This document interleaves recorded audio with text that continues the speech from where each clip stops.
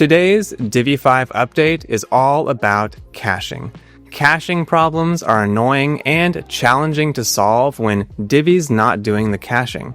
Sometimes you just have to clear the cache, but that doesn't mean we can't make your lives easier, and today's update does just that.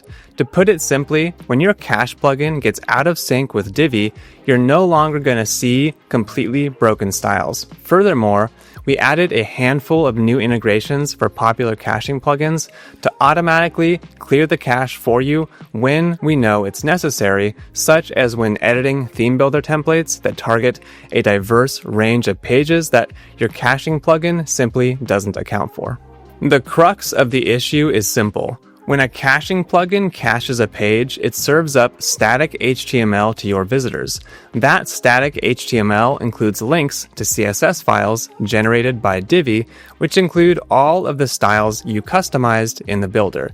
If Divi clears its CSS files, but your plugin doesn't clear its HTML cache, the HTML still links to a file that no longer exists. Now, Divi keeps those stale CSS files intact so that the stale HTML can still reference them, and they stick around until your plugin clears its cache and a new legitimate visitor hits the latest version of your page.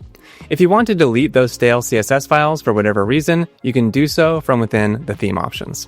Divi will also clear your plugin cache for you in certain situations. For example, if you are editing a header layout on a theme builder template that affects various random pages on your website, your caching plugin isn't going to know what to clear on its own. Furthermore, caching plugins probably don't know to clear their cache when you edit a preset or a variable, so Divi takes the reins and clears the cache for you. That's not new, Divi has always done that, but this update adds many new caching plugin integrations covering the latest wave of popular plugins. It's important to note that that doesn't mean you have to use one of those plugins. It just means that you need to clear your plugin's cache on your own when you edit something global on your Divi website.